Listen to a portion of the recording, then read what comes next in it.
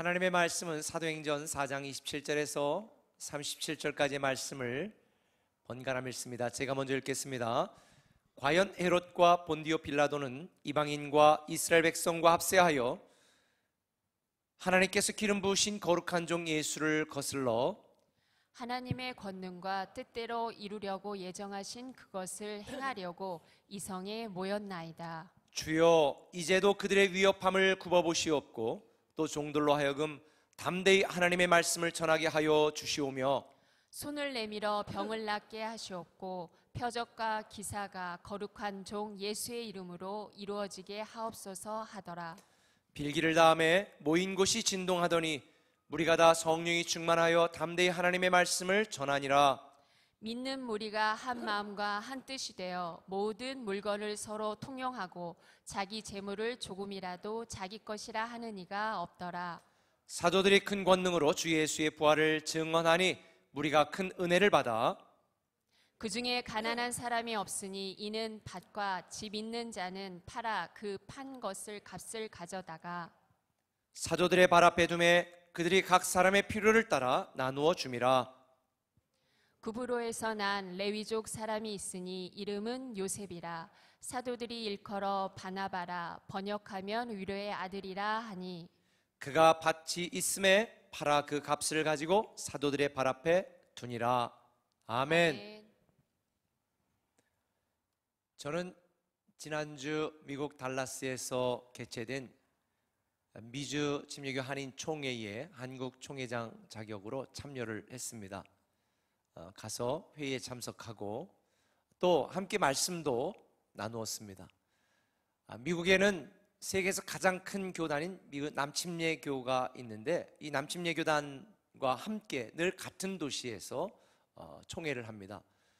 그래서 텍사스 달라스에서 미 남침례교단 이 총회도 열렸는데 제가 가보니까 1만 명이 참여를 했습니다. 1만 명의 목사님들이 참여를 해서 지금 미국 교회가 직면하고 있는 여러 가지 문제들에 대하여 함께 진지하게 토의하고 논의하고 있는 그 광경을 제가 보았습니다. 미주 한인 총회가 끝난 뒤에 새로 선출된 총회장과 임원들과 함께 제가 조찬을 하면서 충격적인 말을 한 가지 들었습니다. 한인교회들이 포함되어져 있는 미국 한 장로교단에서 18,000개 교회가 소속되어 있는 교단이니까 굉장히 큰 교단입니다. 그런데 최근에 동성애를 수용하고 동성애하는 목사들도 인정하는 법안을 그 교단에서 통과시켰다는 이야기를 들었습니다. 그 결과에 반발하는 교회들이 10,000개 교회가 그 교단을 탈퇴해서 18,000개 교회였던 그 교단이 지금은 8,000개 교회로 남아있게 되었다고 하는데, 탈퇴한 만여 개의 교회들이 다른 교단에 참여하지 않고 지금 현재 대부분이 각각 독립교회로 남아있어서 교회 연합과 또 사역을 위한 여러 가지 많은 문제들을 갖고 있다는 이야기를 듣고 참 안타까운 마음을 갖게 되었습니다.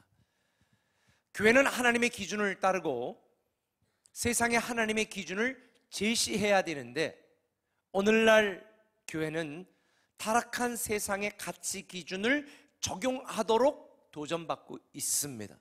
뿐만 아니라 교회는 단체가 아닌데 세상의 많은 사회단체 중에 한 개 단체로 취급받고 있는 불행한 현실 속에 우리는 직면해 있습니다.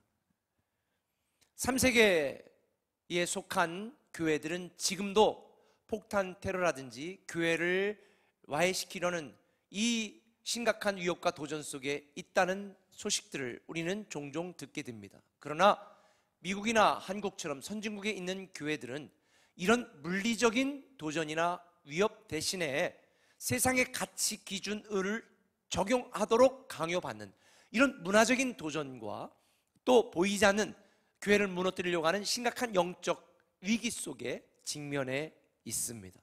한국도 마찬가지입니다. 한국도 한국 교회가 일반 단체 중에 하나로 취급하며 타락한 세상 사람들의 가치 기준을 적용하도록 지금 강요받는 그런 불행한 현실 속에 한국 교회가 직면해 있습니다. 이럴 때에 교회가 교회 본질에 더 집중하고 교회 사명을 잘 감당해야 되는데, 이 교회가 그렇게 되지 못하고 사분오열되어지고 의견이 분분하여서 이 교회가 힘을 잃어가고 있는 이 불행한 시대가 현재 저와 여러분 우리 모두가 살아가고 있는 시대입니다. 교회가 자랑스럽고 교회가 존경받고 교회가 앞서가고 성도들이 인정받는 시대였었는데, 지금은 교회가 비난받고 교회 다니는 성도들이 부끄러운 시대가 되었습니다. 그런데 이런 교회에 대한 끊임없는 내적인, 외적인, 영적인, 문화적인 도전이 오늘에만 있는 것이 아니라 사실은 교회가 탄생했던 그 당시부터 지금까지 끊이지 않았던 것입니다. 오늘 저와 여러분들이 읽었던 본문은 인류 역사상 최초의 공적 교회였던 예루살렘 교회에 대한 스토리와 탄생 배경에 얽힌 내용입니다. 예수님께서 부활하시고 승천하신 뒤에 수많은 제자들과 예수님을 따르는 사람들이 모여서 기도했습니다. 성령이 그들에게 임하였고 그들이 부활의 증인으로 하나님 나라를 증거하는 이러한 삶을 살게 되므로 예루살렘에 교회가 세워졌습니다. 초대 7명의 집사들도 세워졌습니다. 하루에 성령님이 역사하셔서 5,000명이나 되는 수많은 사람들이 예수 믿기로 작정하고 예루살렘 교회가 폭발적으로 부흥하게 되었습니다. 그런데 이런 예루살렘 교회의 급속한 부흥과 팽창에 위기감을 느낀 당시 로마의 지도자들과 유대인 지도자들이 이 교회를 무너뜨리려고 온갖 핍박과 음모를 꾸몄습니다.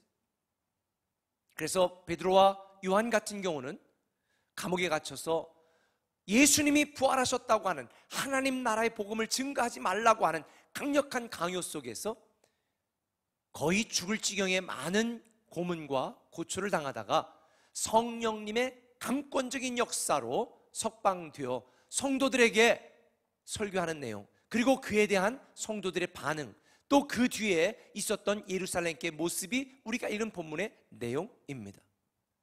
사실 만약 제가 예루살렘 교회 당시의 성도 중에 하나였더라면 굉장히 두려웠을 것 같습니다. 지도자들은 잡혀서 감옥에 갇혔죠. 유대 로마 병사들은 예수 믿는 자들을 잡아 죽이려고 눈에 살기 등등한 이 핏발을 씌우고 막 쫓아다니죠. 저 같으면 도망쳤거나 숨었을 게 뻔한데 대부분의 성도들이라면 두려워 떨고 실족했을 상황인데도 예루살렘 교인들은 이런 내적인 외적인 핍박에 조금도 요동하지 않았습니다. 오히려 그들은 이렇게 기도를 했습니다. 29절 한번 같이 읽겠습니다. 주여 이제도 그들의 위협함을 굽어보시옵고 또 종들로 하여금 담대히 하나님의 말씀을 전하게 하여 주옵소서. 이렇게 기도했습니다. 자기들이 굉장한 위협 속에 있고 위기 속에 있지만 이걸 피해서 숨고 해결해달라고 하는 여기에 머무르는 것이 아니라 오히려 담대히 하나님의 말씀을 전할 수 있는 용기와 능력을 달라고 기도한 이들의 모습을 보면서 저는 감동을 받았습니다. 이런 기도에 응답한 성령님의 충만하심으로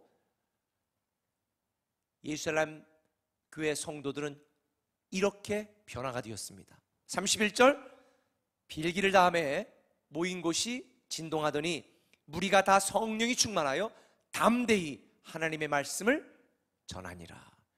죽음을 각오하고 더 담대히 하나님의 말씀을 전한 것입니다. 사도들과 예루살렘 교회 성도들은 예수님이 부활하신 것을 보았고 승천하신 것을 보았고 하나님 나라에 대한 소망을 갖고 있었기 때문에 자신들에게 가해지는 생명의 위협과 핍박을 두려워한 것이 아니라 도리어 기도에 힘쓰고 성령 충만하여 담대하게 복음을 증거하는 당당한 그리스도인의 삶을 살게 되었던 것입니다. 결국 하나님이 함께 하시는 교회는 교회 위기와 위협 속에서도 절대 굴복하지 않고 오히려 더 부흥한다는 사실을 알게 되었습니다. 오직 주만 바라보고 주만 의지하는 성령 충만한 그리스도인들, 이 교회는 그 어떤 고난과 고통 속에서도 한 마음과 한 뜻으로 하나님의 사랑 안에서 또 하나가 된다는 사실을 발견하게 된 것입니다. 하나님은 하나님의 교회를 통해 이 땅에 복음을 증거하고 하나님 나라를 이루시려고 계획하셨습니다. 오늘날 많은 성도들이 무기력한 교회, 부패한 교회, 문제가 있는 교회를 보면서 실망하고 실족합니다. 그러나 여러분 분명히 알아야 됩니다. 비록 교회가 문제가 있어 보이고 부패해 보여도 이 세상의 유일한 희망은 오직 교회입니다. 하나님은 교회를 통해 하나님 나라를 이루어 가시고 교회를 통해 성도들을 축복하시기 때문입니다. 오늘날 세상 사람들이 교회에 대해서 오해합니다. 심지어 교회 다니는 성도들도 교회가 무엇인지 잘 모르는 분들이 있습니다. 교회에 대하여 오해하는 분들이 있습니다. 교회에 대한 정의가 틀렸으니까 신앙생활도 엉망이 됩니다. 교회는 기관이나 단체가 아닙니다. 교회는 수많은 단체 중에 하나가 아닙니다. 만약 수많은 단체나 기관 중에 하나였더라면 그런 수많은 핍박 가운데에, 환난 가운데 교회는 벌써 사라졌을 것입니다. 그러나 교회는 건물도 아니고 기관도 아니고 단체도 아닙니다. 교회는 하나님의 핏값을 주고 사신 예수 그리스도의 몸이요, 교회는 살아있는 공동체, 살아있는 생명체입니다. 우리가 바로 교회입니다. 오늘날 성도들이 교회 다닌다라고 말합니다. 엄밀한 의미에서 교회는 다니는 게 아닙니다. 우리가 교회입니다. 교회로 살아야 되는 것입니다. 신앙생활은 교회 다니는 것이 아니라 교회로 살아가는 것입니다. 고린도전서 1장 2절 말씀을 보십시다. 굉장히 중요한 말씀입니다. 교회가 무엇인지 정의하고 있습니다. 같이 읽습니다. 하나님의 교회 곧 그리스도 예수 안에서 거룩하여지고 성도라 부름받은 자들과 또 각처에서 우리의 주 곧 그들과 우리의 주 되신 예수 그리스도의 이름을 부르는 모든 자들. 하나님의 교회가 어떤 교회냐? 그리스도 예수 안에서 거룩하여지고 성도라 부르심을 받은 자들의 공동체, 이게 교회입니다. 또 각처에서 우리 구주 예수 그리스도의 이름을 부르는 성도들의 공동체, 이게 바로 교회입니다. 다시 말하면 우리는 교회를 다니는 게 아닙니다. 교회로 살아가야 됩니다. 왜? 우리가 교회니까. 우리는 교인을 넘어 교회로 살아가야 되는 것입니다. 이게 교회입니다. 교회 다니는 교인의 수준에 머무르는 것이 아니라 교회로 살아가는 그리스도인, 이것이 바로 하나님이 기대하시는 저와 여러분의 모습입니다. 하나님의 사람들의 공동체, 생명체인 교회, 그래서 교회가 위대한 것입니다. 지금 우리가 예배드리는 이 건물을 다른 곳에 팔고 우리가 이전한다면 이 건물은 더 이상 교회가 아닙니다. 교회는 저와 여러분, 우리가 교회입니다. 그래서 교회는 거룩한 것이고 교회는 아름다운 것이고 교회는 위대한 것입니다. 저는 저와 여러분들이 교회로 살아가는 이 놀랍고 축복된 그리스도인이 되기를 예수님의 이름으로 축원합니다. 그렇게 되려면 우리는 두 가지를 기억해야 됩니다. 그 첫 번째는 이것입니다. 교회를 위한 성도가 되라는 것입니다. 한번 따라 합시다. 교회를 위한 성도가 되라. 교회를 위한 성도가 되라. 오늘 보면 32절은 말합니다. 묻는 무리가 한 마음과 한 뜻이 되어 모든 물건을 서로 통용하고 자기 재물을 조금이라도 자기 것이라고 하는 사람이 없었다는 것입니다. 예루살렘 교회 성도들은 이 교회를 와해시키고 교회를 핍박하는 그 두렵고 고통스럽고 어려운 상황과 환경 속에서도 한 마음과 한 뜻이 되어서 예루살렘 교회를 세워갔고 하나님 나라를 이루어갔습니다. 그 결과 교회는 놀랍게 부흥되었습니다. 어떻게 이렇게 될 수 있었을까? 그 이유는 간단합니다. 예루살렘 교회 성도들은 교회를 위한 성도의 삶을 살았습니다.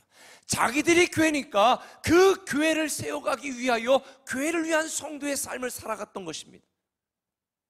예루살렘 교회 성도들은 교회는 예수 그리스도의 몸이라는 것을 알고 있었기 때문에 이 교회를 사랑하여 교회를 섬기기 위하여 교회를 위한 성도가 되어 자기들이 가진 모든 것들을 서로 통용했습니다. 한 마음과 한 뜻이 되었습니다. 그리고 자기 것을 자기 거라고 주장하지 않았다는 것입니다. 교회는 하나님의 핏값을 쓰고 사신 그리스도의 몸입니다. 그래서 예루살렘 교회 성도들은 이걸 알았기 때문에 그 교회를 사랑했고 그 교회를 섬겼고 그 교회를 위해 살았습니다. 물론 교회를 사랑하기 때문에 자기의 소유권을 주장하지 않고 다 교회에 내놓을 수만은 없는 것입니다. 교회를 위한 성도로 살아갈 수 있었던 예루살렘 교회 성도들은 교회의 머리가 예수 그리스도 되신다는 것을 알았기 때문에 그렇게 할 수 있었던 것입니다. 여러분, 에베소 1장 21절과 23절까지를 읽어보십시다. 같이 한번 읽어보실까요? 시작. 모든 통치와 권세와 능력과 주관과 이 세상뿐 아니라 오는 세상에 일컫는 모든 이름 위에 뛰어나게 하시고 또 만물을 그의 발 아래 복종하게 하시고 그를 만물 위에 교회의 머리로 삼으셨느니라. 교회는 그의 몸이니 만물 안에서 만물을 충만하게 하시는 이의 충만함이니라. 오늘 21절은 뭐라고 말합니까? 모든 통치와 모든 권세와 모든 능력과 모든 주권과 이 세상뿐 아니라 오는 세상에 일컫는 모든 이름 위에 뛰어난 이름, 만물의 주인으로 누구를 삼으셨다? 예수 그리스도. 모든 권세, 모든 소유권을 가지신 이 통치자 예수 그리스도가 교회의 머리 되신다는 거예요. 교회의 머리. 그리고 교회는 그의 몸. 그러므로 예루살렘 교회 성도들은 교회의 몸인 이 자기 자신들의 셀프 아이덴티티, 자기들의 영적 정체성을 깨달았기 때문에 교회의 머리 되신 예수 그리스도의 통치권을 인정하고 그분 앞에 무릎 꿇어 그분을 인정하고 그분을 섬기며 그분의 뜻을 따르는 삶을 살게 된 것입니다. 내가 가진 모든 것은 다 예수 그리스도에게 속한 것이다. 우리는 예수 그리스도의 통치권 아래에 있는 자들이라고 하는 분명한 사실을 알았기 때문에 자기 자신들이 자기 것이 아니라 다 주님 것이다. 교회의 머리 대신 주님 거라는 사실을 인정하고 자기 것을 자기 거라고 주장하지 않고 교회를 위한 성도의 삶을 살아갔던 것입니다. 여기서 한 가지 고민이 생깁니다. 그러면 우리도 예루살렘 교회 성도들처럼 내 모든 소유권을 포기하고 교회를 위한 성도로 살기 위하여 다 교회 앞에 내가 가진 것을 팔아 내놓아야 되는가? 예루살렘 교회는 그렇게 했습니다. 그러나 그 뒤에 안디옥 교회부터 시작해서 초대교회를 살펴보니까 우리 사람들의 연약함을 아시는 주님께서 그렇게 무리하게 요구하지 않으십니다. 우리의 모든 것이 하나님께 속하였고 그분의 통치 아래 있다는 것을 인정하는 대표적인 표현으로 우리의 믿음을 표현할 수 있는 방법을 알려주셨습니다. 그게 뭘까요? 그게 뭘까요? 11조입니다. 11조. 이 얘기를 하면 여러분 또 무슨 헌금 얘기할까? 여러분 오해하지 말고 들으세요. 11조는요 내 모든 소유권이 주님께 있다는 것을 고백하는 예수 그리스도가 내 구주라는 것을 표현하는 믿음의 표현이고 11조는 내가 가진 모든 것이 하나님 거라고 하는 것을 고백하는 신앙의 고백이 11조입니다. 오늘날 성도들이 11조 얘기하면 부담스러워하는 이유가 11조의 사용처와 11조의 의미를 이해하지 못하기 때문입니다. 11조는요 내가 가진 것의 10분의 1을 구분하여 드리는 게 아닙니다. 여러분 질문해 볼게요. 11조는 10% 내가 가진 10%가 하나님 것인가 구분하여 드려라. 그럼 10분의 9는 누구 거예요? 여러분 거예요? 아니요. 교회 머리 대신 예수 그리스도는 10분의 1뿐만 아니라 10분의 9 아니 내가 가진 모든 것 내 존재 자체의 통치자요 소유권을 가지신 분입니다. 11조는 10분의 1의 의미가 아닙니다. 11조는 첫 열매의 의미입니다. 구약에도 보면 하나님께서는 내 첫 아들도 첫 열매도 모든 첫 것은 다 내 것이다 그랬습니다. 그럼 둘째 것부터는 내 것인가요? 아니죠.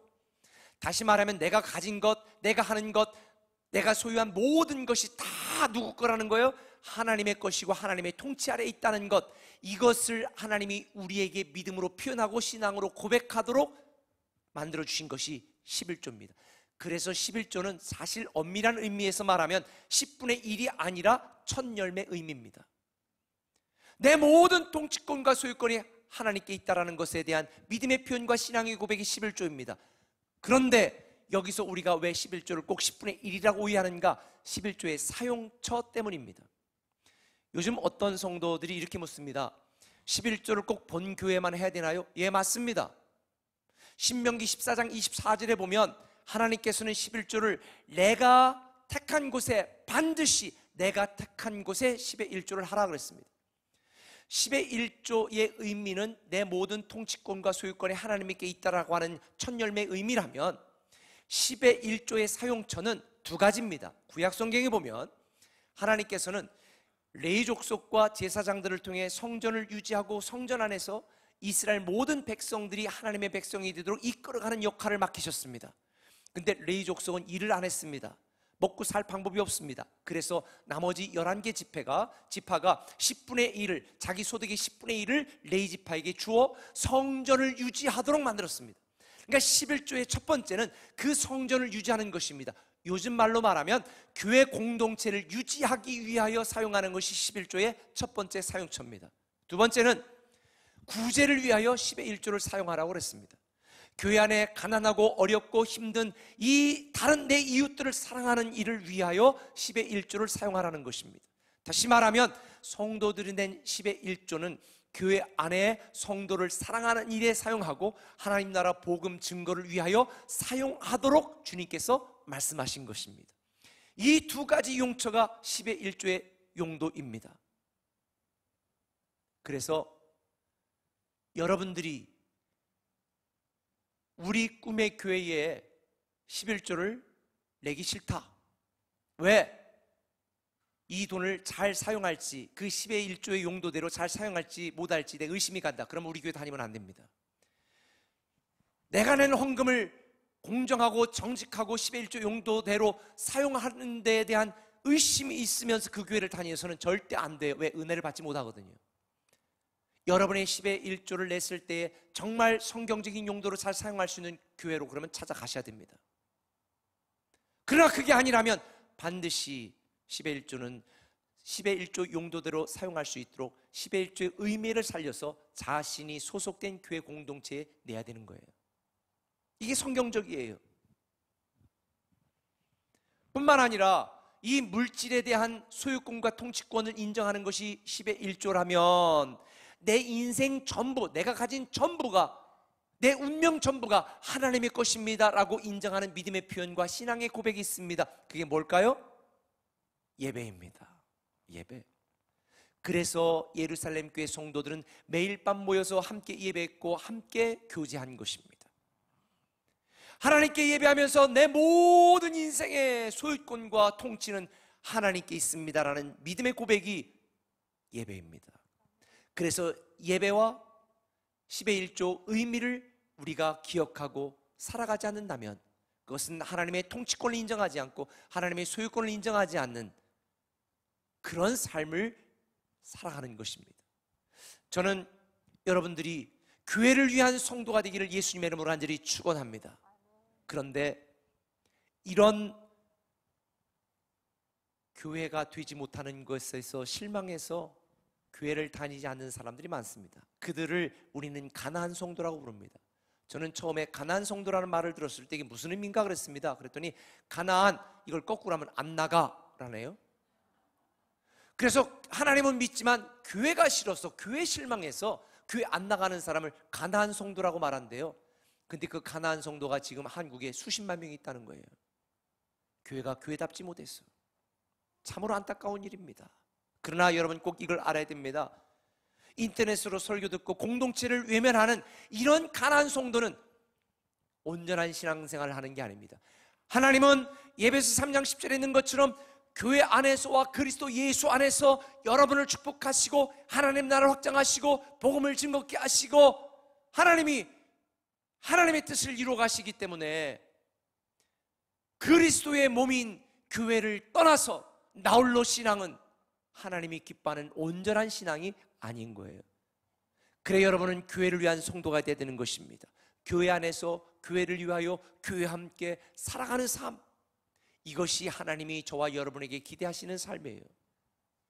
제가 이번에 미국에 다녀오는 일주일 동안 갔다 와서 무게를 재보니까 1kg가 살쪘어요. 어떻게 찐 것 같아요? 얼굴은 안 찌고 엉덩이만 찌는 것 같아요. 근데 가서 일주일 동안 얼마나 이 기름진 거를 먹고 했는지 1kg가 살찐 거예요. 그런데 그러다 보니까 미국에는요, 살찐 분들이 굉장히 많습니다. 그냥 살찐 게 아니라 그분들, 살찐 분들이 여러분 비해서 보면 여러분 지금 다 소말리에서 온 사람들이에요. 너무 지금 불쌍한 거예요. 우리가 밥 먹는데 한 분이 지나가는데 한 여자분이 한 130kg는 돼 보이더라고. 걷는 것도 힘들어. 얼마나 장군처럼 걸어가는지. 근데 그런 분이 한둘이 아니에요. 김남주 목사님이 현대교회 성도들의 문제를 이렇게 지적했습니다. 현대교회 성도들은 영적인 비만에 걸렸다. 영적인 비만. 영적인 비만이 뭘까요? 자기가 원하는 것, 자기가 원하는 말씀, 자기가 듣고 싶은 성경 공부만 합니다. 자기 마음에 드는 신앙생활만 합니다. 교회 희생하지 않습니다. 교회 섬기지 않습니다. 교회를 위한 성도의 삶을 살아가지 않습니다. 이런 사람들을 가리켜서 영적 비만이라고 말합니다. 많이 알고 있습니다. 교회에 대해서 비판적인 시각을 갖고 있습니다. 그런데 교회를 위한 성도의 삶을 살지 않습니다. 이들을 영적 비만자라고 부릅니다. 오늘날 수많은 성도들이 교회에서 뭔가 누리기만 하려고 합니다. 그러나 교회를 위해 살아가려고 하지 않습니다.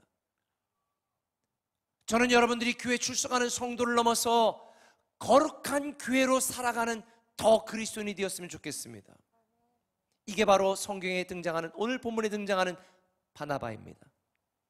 바나바는 자기 소유를 팔아 교회를 섬기고 성도들이 필요한 것을 쓸 수 있도록 교회를 위한 삶을 살았습니다.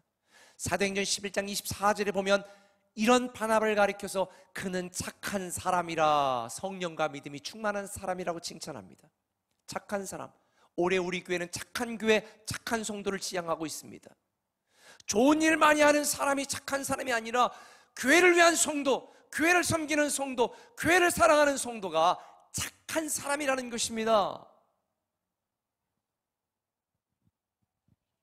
저는 여러분들이 이기적인 성도가 아니라 착한 성도가 되기를 예수님의 이름으로 부탁을 드립니다. 하나님이 여러분에게 주신 은사와 가능성과 물질과 시간과 열정, 비전조차 하나님 위해 쓰임받을 수 있다면 이 얼마나 놀라운 일입니까? 제가 이렇게 얘기하면 아직도 여러분들 일부 성도님들은 아이고 좋은 말입니다, 이렇게 듣고 지나가는 분이 있을지 모르겠습니다. 그런데 제가 여러분에게 강력히 말합니다.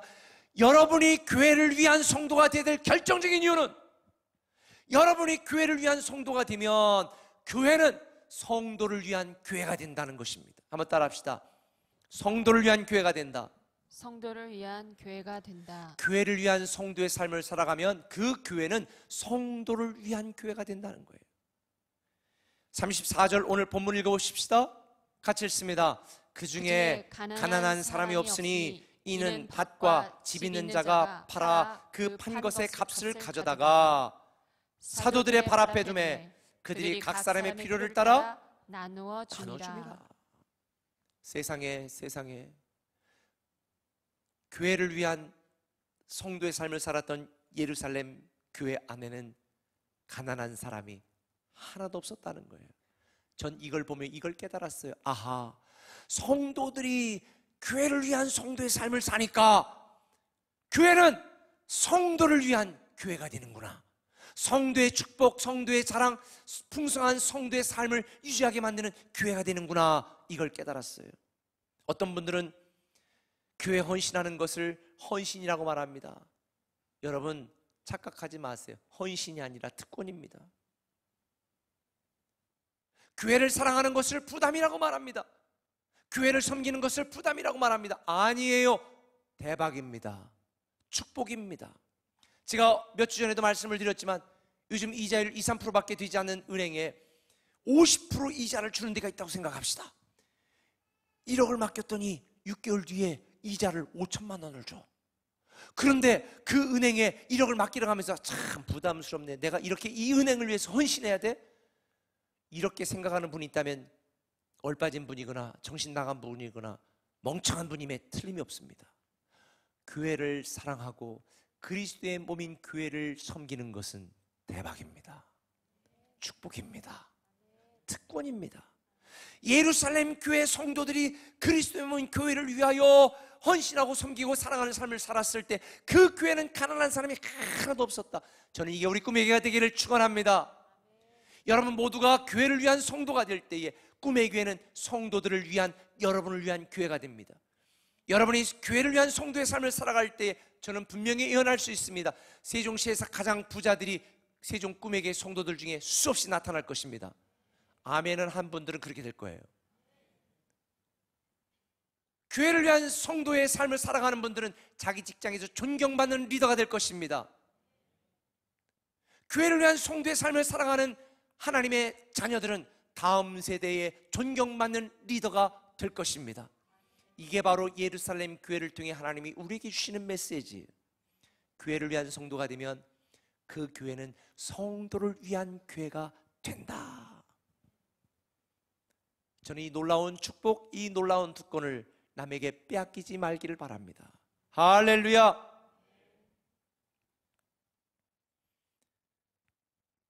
공주에 제가 다녀와서 금요일 저녁에 공주에서 제가 한 가지 보고를 받았습니다. 우리 공주의 리더 목자로 섬기고 있는 한 집사님이 학교 선생님인데 이번에 1차에 장학사 시험에 딱 합격을 해가지고 장학사가 되셔서 이제 교감 선생님이 되시고 이제 또 교장이 될 텐데, 근데 저는 그분이 이번에 시험 보는 것도 사실 몰랐어요. 왜냐면 얘기를 잘 안 하셔가지고.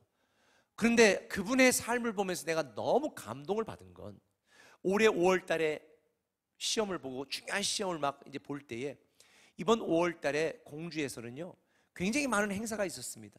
이분이 리더 목자니까 각 지역별 야유회, 지역별 목장 모임, 목자 모임부터 시작해서 교회에 여러 가지 모임들이 막 있었는데 그 바쁜 중에 한 번도 나 시험, 중요한 시험이 있어서 이번에 내려놓겠습니다 얘기하지 않은 거예요. 그 교회를 섬기는 삶에 가장 앞장서서 누구보다도 교회를 위한 리더 목자의 삶을 살았어요. 그런데 하나님께서 도우셔서 은혜를 주셔서 우수한 성적으로 장학사가 됐어요. 그리고 그분과 어제 제가 축하하는 전화를 하고 너무 감사하다고 그럴 때에 하나님이 도와주셔서 그렇다고 너무 감사하다고 그러면서 자기의 비전들을 이야기하는데 저는 또다시 감동을 받았습니다. 자기 개인의 이익과 명예를 위해서가 아니라 정말 하나님이 주신 비전을 위해 준비해왔고 준비한 그분을 보면서 역시 꿈의 교회 리더답다. 저는 감사의 마음을 감출 수가 없었습니다. 교회를 위한 성도, 그때 성도를 위한 교회가 됩니다. 어떤 분들은 하나님께 헌신하는 것, 하나님께 드리는 것을 부담스러워합니다. 그러나 여러분 꼭 알아야 될 게 있습니다. 제가 여러분들에게 11조 의미를 설명했지만 11조 10분의 1%로 계산하는 게 아닙니다. 하나님은 여러분의 자녀가 지금 먹을 게 없어가지고 지금 너무 비참한 지경에 있는데 10분의 1이 하나님 거니까 9분의 드려야지 이렇게 애 굶겨 죽이는 것을 하나님은 기뻐하지 않습니다. 하나님은 여러분의 존재를 기뻐하시고 존재를 축복하셔요. 여러분들 중에 나는 이렇게 교회 열심히 일을 하고 내가 갖고 있는 것의 10분의 9를 하나님께 드렸다. 여러분 자랑하지 마세요. 하나님은 여러분이 얼마를 많이 드렸냐를 보시는 게 아니라 여러분의 존재 자체를 보세요. 여러분이 드린 액수를 보고 여러분을 사랑하거나 여러분이 헌신한 일의 분량을 보고 여러분을 축복하는 것이 아니라 그냥 우리 존재 자체만으로도 하나님은 우리를 사랑하신다니까요. 이른 양 한 마리를 위해서 목숨을 걸었던 주님의 심정을 여러분 아세요?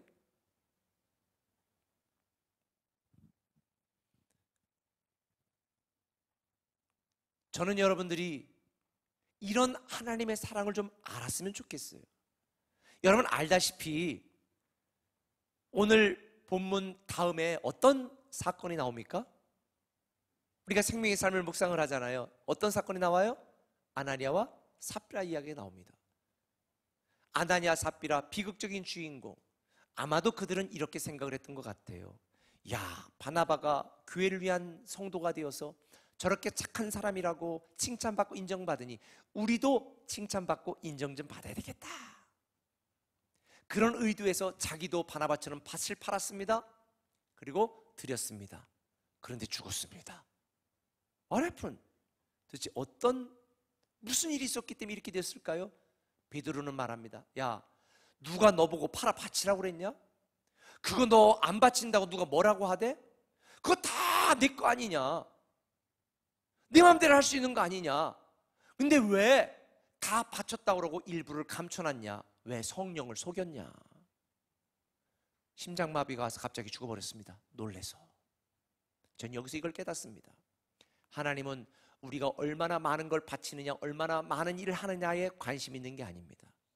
하나님은 우리가 하나님을 얼마나 사랑하느냐, 우리가 하나님의 통치권을 얼마나 인정하느냐, 여기에 관심이 있으십니다. 어떤 분이 양육을 하는데 목사님 11조를 세전으로 해야 되나요? 세후로 해야 되느냐 질문하더라고요. 여러분들 중에 그거 고민한 분 없어요? 세전으로 해야 돼요? 세후로 해야 돼요? 제가 그래서 이렇게 말했습니다. 11조는 10분의 1을 정확하게 떼서내는 것이고 세전 세후를 나눠내는 게 아닙니다. 제가 말했잖아요. 11조는 100분의 1을 드릴 수도 있고 10분의 9를 드릴 수도 있어. 그것은 하나님을 사랑하는 내 사랑의 분량에 따라 드리는 거예요. 하나님이 나에게 주신 것에 대한 통치권을 인정하는 믿음의 표현일 뿐이거든요. 하나님을 사랑하면 어떻게 해요? 많이 드리고, 하나님을 사랑하지 않으면 조금 드리는 거죠. 예를 들어서 여러분이 너무 사랑하는 사람이 있습니다. 백화점에 가서 세일하지 않는데 애누리 없이도 비싼 거라도 턱 사줄 거예요. 근데 별로 사랑하지 않아, 주고 싶지 않아. 그럼 어떻게 될까요? 저 아울렛 가서 90% 세일하는 거, 하자 있는 거 그냥 싸게 사가지고 그냥 주고 말 겁니다. 하나님께 드리는 거 세전 세후 따지지 마시고 여러분이 하나님을 사랑하는 사랑의 분량에 따라 드리면 됩니다. 10분의 1을 드릴 거냐, 10분의 2를 드릴 거냐, 10분의 9를 드릴 거냐? 11조는 퍼센트 개념이 아니에요. 여러분에게 주신 모든 것이 하나님의 소유고 나를 하나님이 다스리는 하나님의 통치권을 인정한다면 여러분의 믿음의 수준만큼 드리시면 돼요. 10분의 1만 드리든지 10분의 9를 드리든지 100분의 1을 드리든지 그건 여러분의 믿음의 분량을 따라 드리는 거예요. 우리는 퍼센트 개념에서 해방돼야 됩니다. 사랑은 퍼센트로 계산하는 게 아니에요. 하나님의 통치권은 퍼센트로 나누는 게 아닙니다. 많이 드린다고 칭찬하는 것도 아니고 적게 드린다고 하나님이 비난하는 것도 아닙니다. 다만 하나님은 여러분의 존재 자체 있는 모습 그대로 사랑하시기 때문에 여러분이 하나님을 얼마나 사랑하는지, 그 하나님을 얼마나 인정하는지 그것만 보세요. 그런데 아나니아 삽비라는 하나님을 사랑한 것도 아니고 하나님의 통치권을 인정한 것도 아니고 사람들에게 칭찬 들으려는 이 이기적인 욕망과 욕심을 따라 행했기 때문에 밭을 팔아 드리고도 죽었습니다.